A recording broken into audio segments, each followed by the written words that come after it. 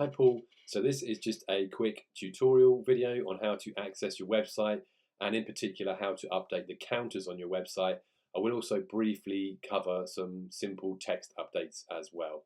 So first of all, I sent you an email with a link and a username and a password. So if you click on the link, pop in your username, which does need to be in capitals, pop in your password and then click sign me in. That will basically bring you to this screen here. You can ignore everything here, especially any notifications. I'm not sure why they come up. They're not relevant. Just on the left-hand side where it says websites, click here. That will basically bring up a little thumbnail of your website if you click on that. And then this brings up this screen here with just a little preview of the website. And then below you have edit website and you just click on that. So that will basically load up my software, which is called Bramble. So it loads the home page to start with. There's a couple of key points that I'm going to go into just so that you're aware. There's two mistakes that my customers make. The first one is they accidentally delete pages, which are then really difficult to recover from a backup. So my first tip is, and I'm not going to go anywhere near this, but up where it says index, there's a little trash can, and I'm not going to hover anywhere near that. The trash can deletes the page you're on, and it's then not recoverable unless I get it back from a backup. So basically never click that trash can at the top of the screen because it will cause you problems. There's no undo button for that either. So that's the first tip. The other mistake that people make is they start renaming all the pages on their website and it messes up the sitemap and it changes all of your SEO, which affects all of your Google rankings. So two top tips: never go near the trash can at the top of the screen and never rename a page. If you do want to rename pages, obviously you can let me know. But most page names are pretty, it's obvious what they are, so they should never need to be renamed. So that's the two tips, first of all. Second thing you'll notice is the strange symbols and boxes and things that are repeated, like this image down here. Ignore all of that on the website. They're just different elements that are turned on for computers and then they're turned off for tablets and phones, and the site behaves different ways on different devices. So if you see things repeated, just ignore it. It doesn't matter really. They're there for a reason, basically. And then everything you scroll down, you'll see. So you wanted to particularly know how to change the counters.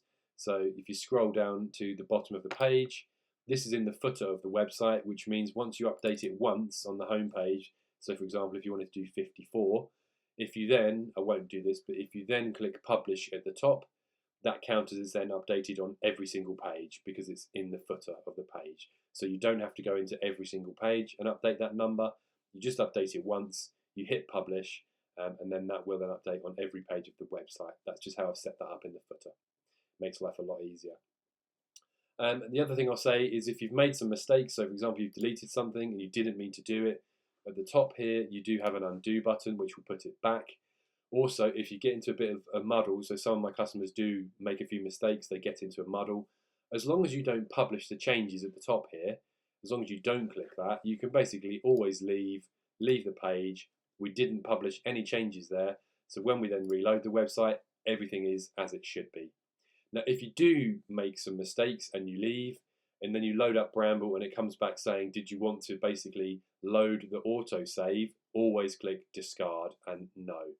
Because if you make lots of errors and it auto saves the errors, then you go back into Bramble and then you say yes, please load up all that auto saves. It's going to basically be the changes that you didn't want are going to be on the page. So if you ever see a message about discarding, always click yes, discard. Because basically the only thing you want to do, make the changes, publish the changes, and then when you load Bramble, you know everything's as it should be.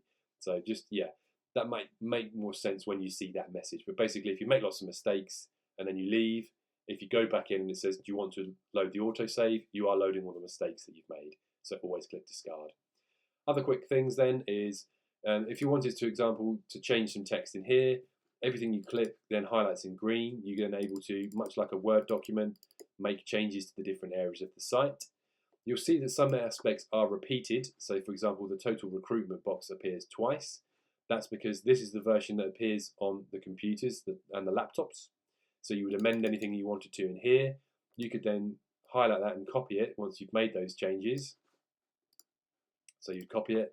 Then this is the version that appears on the tablets and the phones. So you just paste that text in there. So you're making sure that the text is basically the same.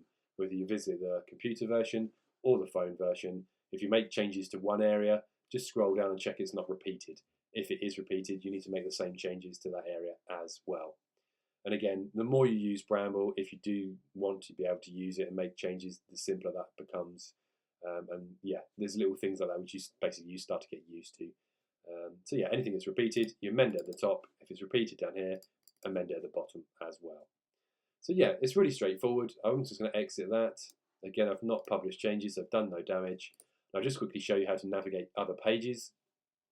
So at the top here, Bramble loads with your home page, as I said, and then these are all your other pages on the website. So at the top where it says index, you can click, and for example, you can go to the about page. That will load the about page.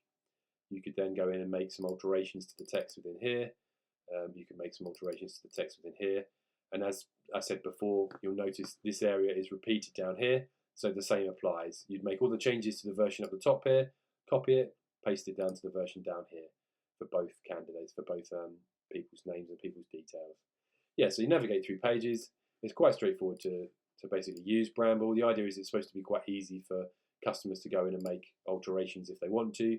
If you want to cover anything in depth or things that I've not covered in this video, please do give me a shout. I always say to people I can do more videos. If there's things that you want to be able to change that you can't currently, that support is there from me. You have half an hour a month of free support. You can use that to learn how to do updates. You can use that to check on your hits.